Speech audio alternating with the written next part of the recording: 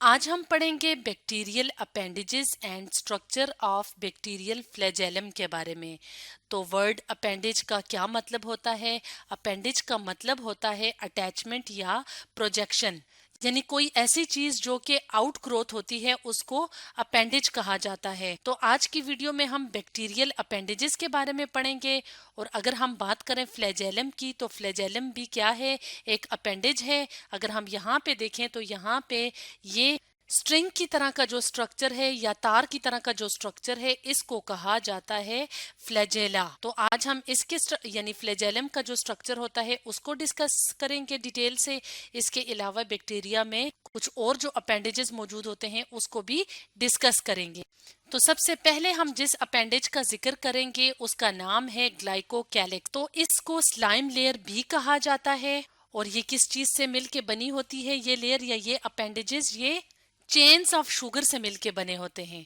और फंक्शन की अगर हम बात करें तो इनका फंक्शन ये होता है कि ये बैक्टीरिया को दूसरी सरफेसेस के साथ अटैच होने में मदद देते हैं। तो अगर हम यहाँ पे इस डायग्राम में देखें तो यहाँ पे हमें ग्लाइकोकैलिक्स जो हैं वो इस तरह के लेयर की फॉर्म में नजर आ रही है।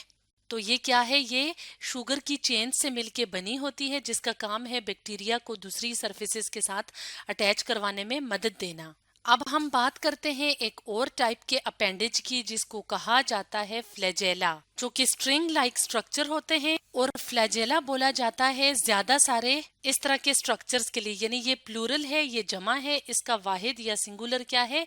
फ्लैजेलम, यानी एक जो होगा वो फ्लैजेलम कहलाएगा। और फ्लैजेला का मेन फंक्शन क्या है कि ये लोकोमोशन या मोटिलिटी में मदद देते हैं। लोकोमोशन का क्या मतलब है? कि इसकी हेल्प से बैक्टीरिया मूव करते हैं। तो ये जो फ्लैजेला होते हैं ये हेलिकल से होते हैं, यानी ये हमें इस तरह से हेलिक्स की तरह नजर आते हैं, या जैसे सीढ़ी ऊपर की तरफ जा रही होती है जिग जैग अरेंजमेंट में, तो इस तरह इसकी अरेंजमेंट होती है। और ये मिल के बनी होती है spiral arrangement of special protein से, जिनको कहा जाता है फ्लैजेलन। तो स्पाइरल अरेंजमेंट कैसी होती है? इस तरह की अरेंजमेंट होती है। और ये जिन प्रोटीन से मिलके बने होते हैं उनको फ्लैजेलन कहा जाता है। फ्लैजेला की जो बेस होती है, यानी जहां से ये बैक्टीरियल सेल के अंदर अटैच होता है, जिसे हुक भी कहा जाता है, तो ये हुक या बेस ऑफ फ्लैजेलम कहाँ पे अटैच होती है? नियर द सेल सरफेस, यानी यहाँ पे ये अटैच होती है। और जिस जगह पे अटैच होती है वो होती है बेसल बॉडी, जिसके इर्द गिर्द सेल का इन्वेलप या हिफाजती तह मौजूद होती है। तो यहाँ पे हम एक और डायग्राम की मदद से देखते हैं कि फ्लैजेला किस तरह से सेल के अंदर अटैच होते हैं। तो ये यहाँ पे हमें एक फ्लैजेलम दिखाया गया है। और इसको अगर हम माइक्रोस्कोप के नीचे रखें, डिटेल में देखें कि ये किस तरह से अंदर की तरफ अटैच होता है बैक्टीरियल सेल के, तो इस तरह से ये वाली लंबा सा जो एरिया होता है या लंबा सा जो पोर्शन होता है वो फ्लैजेलम की फिलामेंट कहलाती है। और ये जो मुड़ा हुआ हिस्सा होता है इसको कहते हैं हुक। और ये जो रॉड लाइक स्ट्रक्चर होता है ये कहाँ पे नीचे मौजूद होता है? अगर हम यहाँ पे देखें तो ये सेल वॉल के अंदर इस तरह से धसा हुआ होता है या अटैच होता है। तो इस तरह से ये फ्लैजेला बैक्टीरिया के सेल के अंदर अटैच होते हैं और इसकी मदद से बैक्टीरिया मूव करते हैं। अब हम एक और डायग्राम की मदद से ये देख लेते हैं कि ये फ्लैजेलम जो हैं वो अंदर से कैसे नजर आते हैं या किन चीजों से मिलके बने होते हैं। तो अगर हम इस डायग्राम की मदद से देखें तो यहाँ पे ये एक फ्लैजेलम दिखाया गया है, जिसको अंदर से अगर हम काटें तो इस तरह से गोल गोल से हमें खास किस्म के स्ट्रक्चर नजर आते हैं जिसको कहा जाता है माइक्रोट्यूब्यूल्स। और कितनी माइक्रोट्यूब्यूल्स मौजूद होती हैं? माइक्रोट्यूब्यूल्स के 9 पेयर्स मौजूद होते हैं। और माइक्रोट्यूब्यूल्स क्या है? खास किस्म की प्रोटीन्स। अगर हम यहाँ पे देखें, अगर हम काउंटिंग करें तो 1, ये 1, 2, 3, 4,